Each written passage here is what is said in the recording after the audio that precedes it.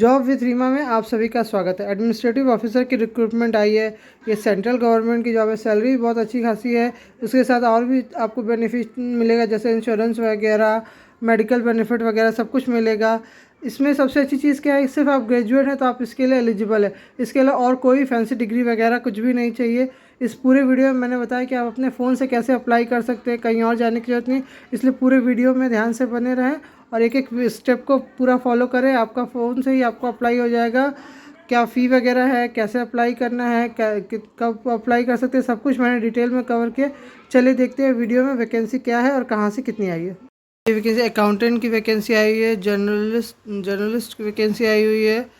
क्या कितनी vacancy, number of vacancy 120 and 50 vacancies आई हुई है। SC ST OBC EWS इन सब में वैकेंसीज आई हुई हैं। रिजर्वेशन मिलेगा उसके अकॉर्डिंग, गवर्नमेंट के नॉर्म, सेंट्रल गवर्नमेंट के नॉर्म्स के अकॉर्डिंग मिलेगा। उसके अलावा अगर इसका form online registration and payment of the application fees देखें तो 10 सितंबर टू 29 सितंबर शुरू होगा। First phase of online exam, इसका जो एग्ज़ाम है ना वो ऑनलाइन ही होगा, ऑफलाइन वगैरह कुछ भी नहीं होगा, सारा कुछ एग्ज़ाम ऑनलाइन होगा। फर्स्ट फेज़ का जो ऑनलाइन एग्ज़ाम है वो 13 अक्टूबर को होगा और सेकेंड फेज़ का ऑनलाइन एग्ज़ाम 17 नवंबर को होगा।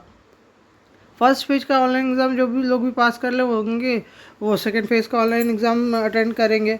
ओके, इसके अलावा और क्या यहाँ देखिए लिखा हुआ है, candidate should apply through online mode only, no other means mode of application will be accepted, please click preference recruitment section. यहाँ से आप ये देखिए साइट भी दी हुई है, मैं डिस्क्रिप्शन में भी दे दूँगी, वहाँ से भी आप देख लीजिएगा। यहीं से जाके आपको चेक करना है और ऑनलाइन मोड में ही अप्लाई करना है। वो भी मैं आपको आगे वीडियो में बने रहिए बताऊँगी कि अपने फ़ोन से कैसे अप्लाई कर सकते हैं। इस फ़ोन से ही बताऊँगी मैं कहाँ क्या और कैसे क्या क्या फॉर्म भर सकते हैं। इसके अलावा आप वो कैंडिडेट, एक चीज़ और, candidate can should be apply only one discipline, मतलब सिर्फ अगर आप अकाउंटेंट के लिए कर रहे हैं तो अकाउंटेंट के लिए अप्लाई करें, जर्नलिस्ट के लिए कर रहे हैं बस उसके लिए अप्लाई करें, किसी एक ही पोस्ट के लिए अप्लाई करेंगे। अगर आपने दोनों के लिए अप्लाई कर दिया तो आपको फॉर्म कैंसिल कर देंगे। इसके अलावा एजुकेशनल क्वालिफ़िकेशन वगैरह देख लेते हैं। अब अगर हम बेनिफिट्स वगैरह की बात करें तो यहाँ ये देखिए, बेसिक पे होगी ₹50,924 इन द स्के, ये होगा। उसके बाद gross will be gross approximately 88,000, ये देखिए 88,000 पर मंथ की सैलरी होगी ऑलमोस्ट। उसके बाद DA मतलब सभी कुछ आपको मिलेगी, gratuity, medical benefit, group personal accident insurance सब कुछ मिलेगा, क्योंकि खुद ही एक इंश्योरेंस कंपनी है तो इंश्योरेंस तो मिलेगा। एज रिलैक्सेशन भी मिलेगा गवर्नमेंट के नॉर्म के according, 5 years, 3 years, 10 years, 5 years का, जैसा जिसका रिजर्वेशन क्राइटेरिया गवर्नमेंट ने सेट कर रखा है उसी के लिए।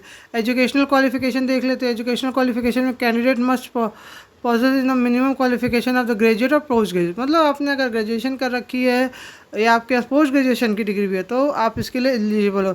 इसके अलावा कुछ भी एक्स्ट्रा डिमांड नहीं की गई है। उसके अलावा candidate must possess the minimum qualification as follow, मतलब आपके पास मिनिमम क्वालिफिकेशन ग्रेजुएशन या पोस्ट ग्रेजुएशन होनी चाहिए। अकाउंटेंट के लिए कुछ एक क्वालिफिकेशन दी है। अकाउंटेंट के लिए चार्टर्ड अकाउंटेंट है या फिर कॉस्ट एंड मैनेजमेंट अकाउंटेंट है, and graduate with the post graduation और post graduation any graduation degree, okay, या फिर MBA finance, PG DM finance, MCOM with minimum 60% के साथ है तो आप एलिजिबल है अकाउंटेंट वाली पोस्ट की, जो 50% नंबर ऑफ पोस्ट है। बाकी 120 पोस्ट के लिए सिर्फ आप सिंपल ग्रेजुएशन होने चाहिए। एज की बात कर ली जाए तो एज 21 ईयर से लेकर 30 ईयर्स तक की एज है। एज लिमिट अच्छी है। एज रिलैक्सेशन भी मिलेगा। शेड्यूल को 5 ईयर्स का है, अदर बैकवर्ड को 3 ईयर्स का है, पर्सनल डिसेबिलिटी पर्सन को 10 ईयर्स का है, 5 ईयर्स का, मतलब according to the government norms 3 years का भी है, 8 ईयर्स का भी है। वो आप चेक कर सकते हैं कि आप किस कैटेगरी में बिलोंग करते हैं तो उसके हिसाब से आपको किस तरीके का एज रिलैक्सेशन मिलेगा। ओके, हम लोग ने वैकेंसी देख ली, एजुकेशनल क्वालिफिकेशन देख लिया, सैलरी देख ली। अब देखते हैं फ़ी वगैरह अगर ये चार्ज करते हैं तो क्या फ़ी वगैरह चार्ज करते हैं और कितनी फ़ी वगैरह चार्ज करते हैं। यहाँ पे देखिए इन्होंने दिया कि ये पेपर कैसे लेंगे, कितने कितने मार्क्स के पेपर होंगे, कौन कौन सा सब्जेक्ट लेंगे। इसको आप ज़रूर एक बार पढ़ लें, एग्ज़ाम देने जाने से पहले सब कुछ एकदम आराम से बैठ के 5 मिनट समय दे के आराम से पढ़ लें, ताकि कोई भी डाउट किसी भी सेक्शन में क्लियर ना रहे और एक ही बार में आप एग्ज़ाम दें, इतनी अच्छी तैयारी के साथ दें कि एक बार में ही निकल जाए। क्योंकि ये देखिए यहाँ आ गया application fees non refundable, means all candidate other than SC और ST PWD 850 rupees including GST application fee included. मतलब जो SC और ST हैं PWBD वाले हों उनके लिए 100 रुपीज़ और बाकियों के लिए 850 रुपीज़। तो यहाँ एप्लीकेशन फ़ी चार्ज हो रही है, इसलिए मैं बोल रही हूँ सारा डिटेल एकदम आराम से सब कुछ देख के, सारा डॉक्यूमेंट वगैरह सारा वेरीफाई करके अपनी, और साथ में अपनी तैयारी बहुत अच्छी करके एक ही बार एग्ज़ाम दें। और एक ही बार, अभी समय है, अभी सितंबर चल रहा है, अक्टूबर में इसका फर्स्ट फेज़ का एग्ज़ाम दिया, आपके पास 1 महीने का टाइम है। ऑलरेडी आप किसी न किसी गवर्नमेंट जॉब की तैयारी कर रहे होंगे, बस कुछ नहीं करना है, उसी तैयारी को और अच्छा मजबूत कर देना है, तो भी आपका ये जॉब, आप इसके लिए फाइनलिस्ट हो सकते हैं। यहाँ सेंटर दिए हुए हैं कि आपका एग्ज़ाम अगर फर्स्ट फेज़ का होगा कहाँ पड़ेगा, इसको भी आप डाउनलोड करके आप दे सकते हैं। जैसे मैं अगर कहीं एक जगह का बताऊँ यूपी का, अगर मैं यूपी का बताता हूँ तो यूपी में आगरा, अलीगढ़, प्रयागराज, इलाहाबाद, गोरखपुर, बरेलिया, झांसी, कानपुर, लखनऊ, मथुरा, मेरठ, मुरादाबाद, मुजफ्फरनगर, वाराणसी, इन सभी जगहों का में पड़ेगा। और भी अलग अलग स्टेट में अलग अलग जगह से भी पढ़ेंगे। आपके अपने स्टेट के अकॉर्डिंग आप देख सकते हैं कि आपका फर्स्ट फेज़ का एग्ज़ाम कहाँ पड़ेगा और उसके बाद सेकंड फेज़ का एग्ज़ाम कहाँ पड़ेगा, वो भी देख सकते हैं। फर्स्ट फेज़ आप क्लियर करने का सेकंड फेज़ जा सकते हैं। उसके बाद एप्लीकेशन रजिस्ट्रेशन आपको कहाँ से करनी है, देखिए ये कैसे अप्लाई करना है वो भी उन्होंने यहाँ एकदम डिटेल में बता रखा है। इसलिए बोलती हूँ कि जहाँ कहीं फ़ी वगैरह लग रही हो या फ़ी नहीं भी लग रही हो, पहले सब कुछ अच्छे से अप्लाई करते देखिए। अगर कहीं फॉर्म रिजेक्ट हो जाता है तो हमारी सब मेहनत बेकार हो जाती है, इसलिए सब कुछ अच्छे से पढ़ लेना चाहिए। फिर भी मैं बता देती हूँ, सबसे पहले आपको एप्लीकेशन रजिस्ट्रेशन करना है, पेमेंट ऑफ फीस करनी है, फिर डॉक्यूमेंट स्कैन करके सारे अपलोड करने में। बार बार कहती हूँ एक PDF फाइल अपनी बना के रखा करें, ताकि कहीं से कभी भी फॉर्म अपलोड करना हो तो आप तुरंत कर सकते हैं।